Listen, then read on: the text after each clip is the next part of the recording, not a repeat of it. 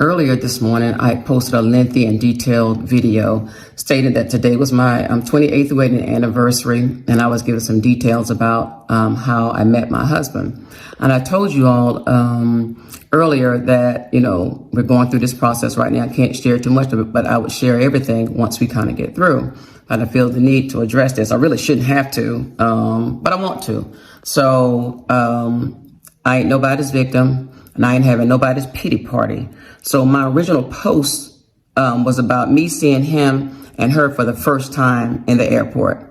I admitted that I was shocked. I was. And the video was only about 7 seconds where I said, have a good flight. I think I said, hey, Harold, have a good flight.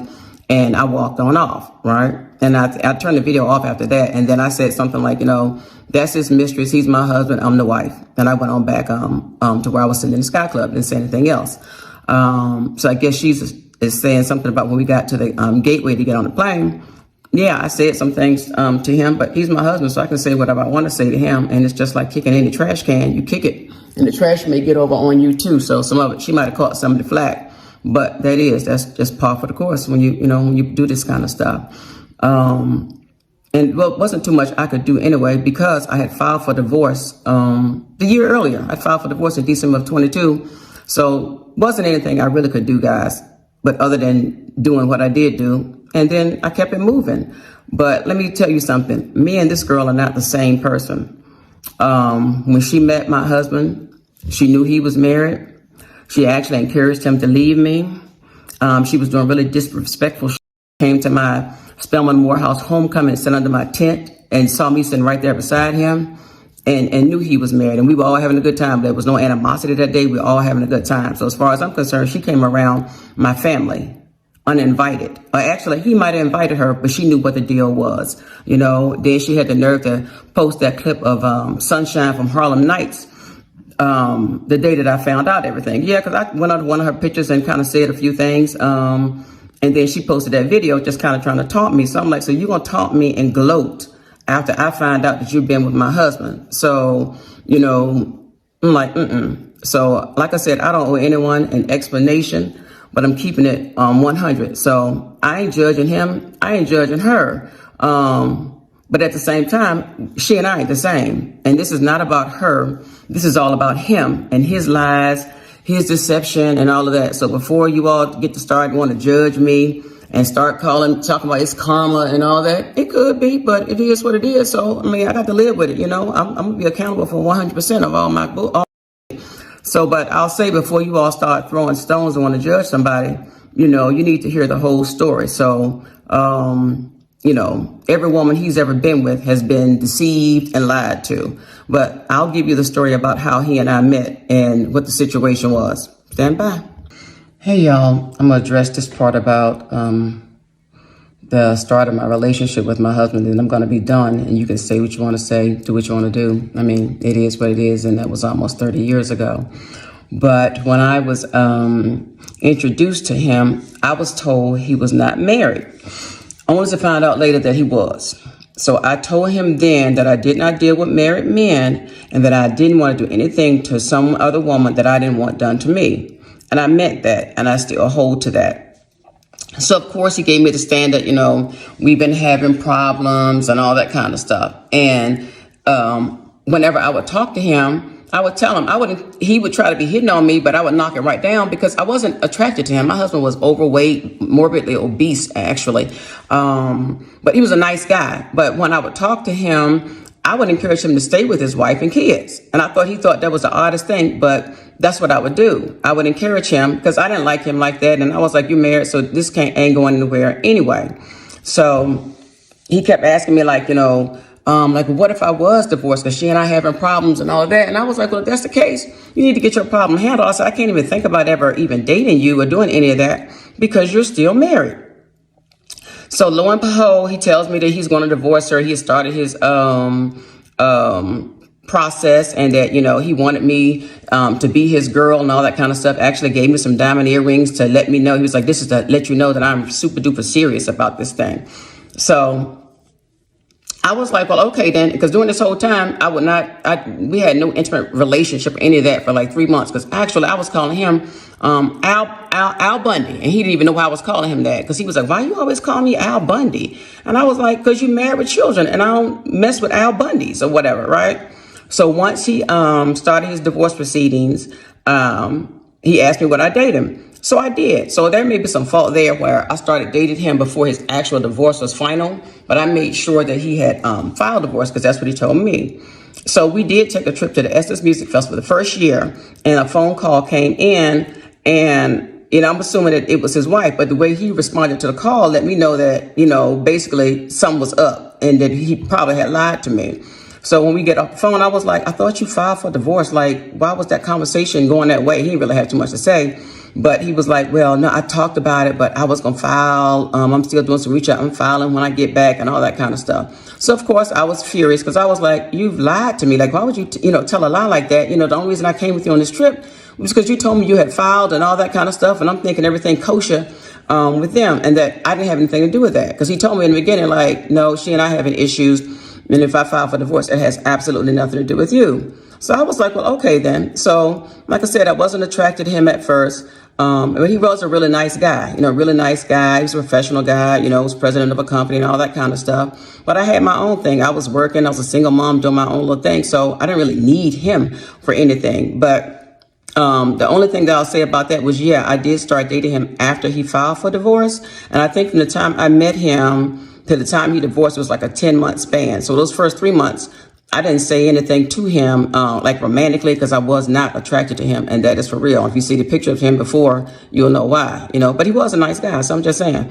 But I'll say that, maybe me dating him before the divorce was final, was wrong. And I'll take accountability for that. But I can't go back, 30 years now and correct that. I'm just trying to move forward and do what's right. But, Miss Thing is trying to like paint this narrative like, oh, she was doing the same thing. Not the same thing at all, because my whole time I was encouraging him to stay with his people. She did not. I have the text messages between them from the day they met to, all the things that he was telling her, the things she was telling him and telling him that she didn't have anything and that she left her family with just the clothes on her back and, just this little sob story for him.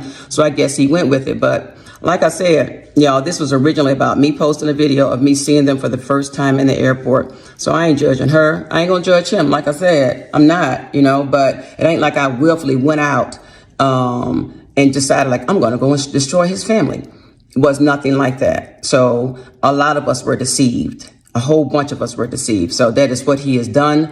That's what he continues to do. So I'm going to let it be what it is. And like I said, once we get further down the road in this process, I can share some things. I don't know how to share the receipts on here. I thought you could only do videos. So anybody that knows how you can post pictures and all of that of the text messages, I'll show you that I ain't got no lie to tell. And the whole time, I never talked to my husband's former wife. The only conversation we ever had was when she would bring the kids over and stuff like that. But she never said anything to me about me being the cause. But I did find this out, that after she found out that he and I was breaking up, she told someone that she was like, oh, she finally found out after all these years. Like she finally found out who he really is.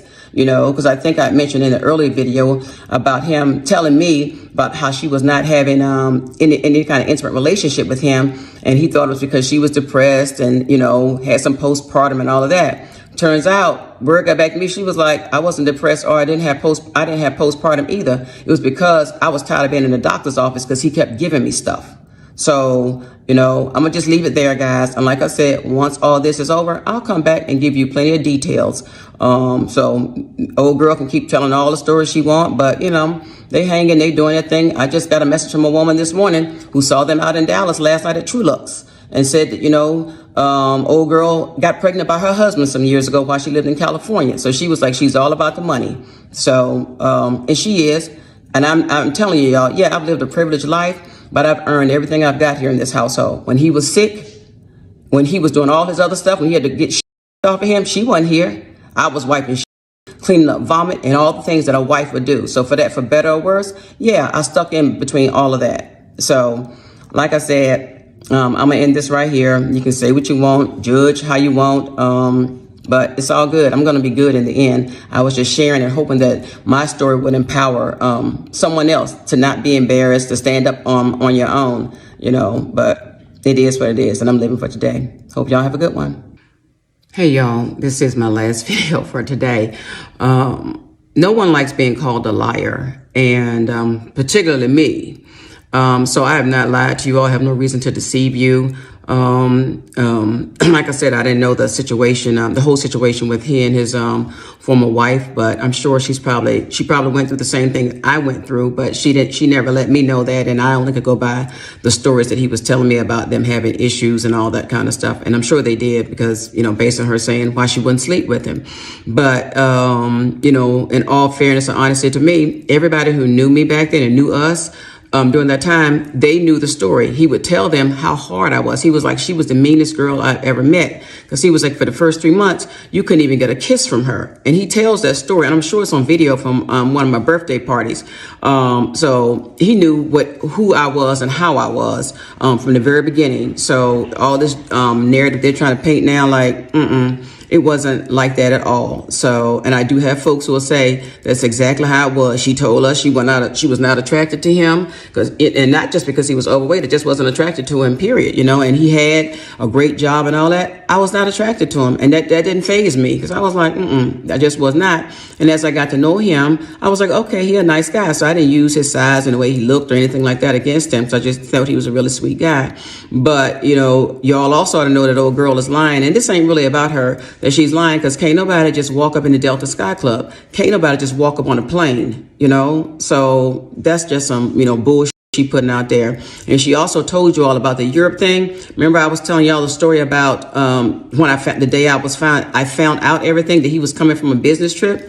It actually wasn't a business trip. It was him coming back from her birthday trip from Europe. I think they went to Paris, to Amsterdam, Tuscany, and somewhere else. But he told me that he was on a business trip, and I have all the text messages to prove it. And I wish I knew how to upload some of this the pictures, because I got proof, and I got proof too that she knew that he was married and how she encouraged him to leave. But I might need them for court, y'all. But anything that I think I don't need for court, I'll post it because I don't have any reason to lie. So I'm just letting y'all know, So if I owe anybody an apology, it might be his former wife, but I would owe it. I don't mind, giving her an apology, but that was based on the lies that he told me. I'm not saying that he has not told this girl the same lies, but I'm going to be accountable for my stuff. She not trying to be accountable for any of hers, but I'm just going to keep it 100 with you, y'all. So, like I said, this is the last one, but I want to be clear with y'all. If y'all got any questions for me, hit me up in my mailbox, and if I can hit you back, I will. Y'all have a good day. Thanks. Bye. Hey, y'all. It's your girl, Millie Chan. We're going to spin the block on Auntie Gail real quick. Baby, I've had a divorce, right? And I have had filings. This filing is way out of my tax bracket. It is impressive. Let's get into it. So the person who sent this to me obtained it from Trellis. Thank you very much. So Gail filed on December the 9th, 2022. Harold, who is the defendant, her soon-to-be ex-husband, he was served on December the 15th, 2022, and he didn't give an answer until January the 6th of 2023. And the court did not see it until March 27, 2023. It takes forever for this to go down that chain. It can be so aggravating. Now, part 2 is the impressive part. Baby, this is why Harold told Gail that he is not about to mess up his money, okay? So y'all know when I made the first post, I let y'all know that Harold is the president of BSI Financial. He earns in excess of $86,000 per month, right?